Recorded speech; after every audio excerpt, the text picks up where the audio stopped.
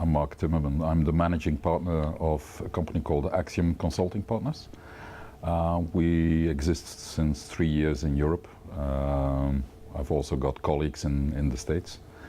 And so we mainly focus on helping and supporting organizations in strategic alignment, in organization development, but also very much on leadership development and talent management. And it's in the talent management business that I work a lot on creating a better gender equality, better gender balance, working with female high potentials also to get them into the leadership positions.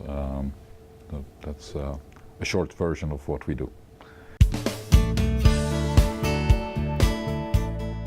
Well, I've got a good base to compare now due to recent research with it in Europe and research with it this year and last year in Belgium. So I can really compare best practices and where Belgium stands in comparison to other countries. I would say that in Belgium things are improving. In my belief and based on our analysis, things are improving because more and more knowledge is accepted about gender equality, so more and more best practices are getting implemented. I would say that it's not that Belgium is leading in Europe, but we're certainly not lagging behind or not doing anything.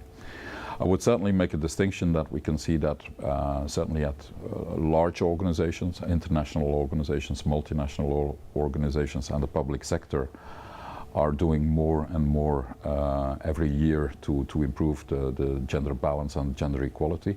It's still the small and mid-sized organizations that are lagging behind. It's the same thing all over Europe. It's not that we're doing worse, but we will have to find a way that also entrepreneurs, leaders of smaller organizations would invest also in creating a better gender balance and better practices to create more chances for the female talent in smaller organizations.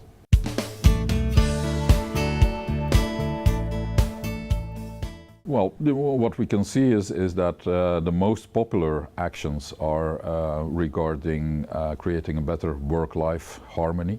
So we can see more practices in flexible times, flexible hours. The pitfall there is that these systems can be sometimes only be introduced towards women.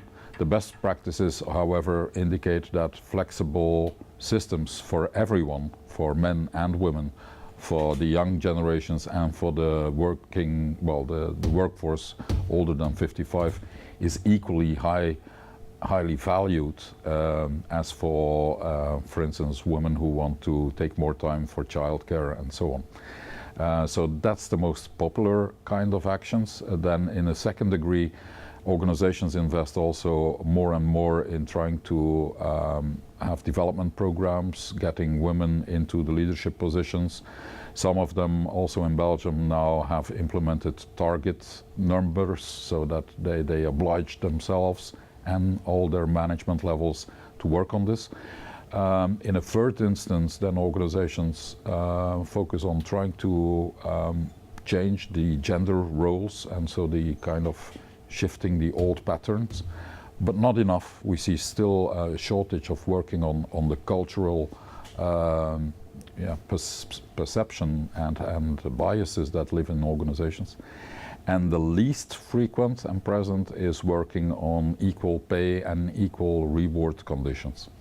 So we're lagging behind there. 15% of best practices in Belgium are also focusing on that, and that's not enough.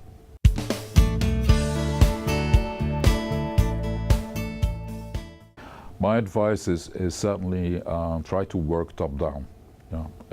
You really need your leaders, your CEO or somebody from the executive committee to sponsor the program. When middle management or any kind of management feels that it's serious and that it's being taken serious from the top of the organization, the buy-in is bigger and you can work also a little bit better on the culture and trying to shift and change the culture. I would certainly also advise organizations to have a look at the best practices but not just copy them. Yeah. What I would suggest is that you look where your problems in your organization are. Is it about attracting the right people? Can you attract enough women in your organization? Are you losing women at a certain point in their career? Are you having trouble in finding kind of flexible systems so that women come back after they went through pregnancy? Or not? Do they stay away? So you have to really find out what your own issues are, but then have a look at best practices in Belgium and in Europe, because the knowledge is there, and that's an important aspect which is different than the other forms of diversity management, is that what gender balance and gender equality is concerned, there are best practices. They have been proven. We can see the results both on the output, on the costs, but also on the incomes. Organizations with a better balance perform better also financially.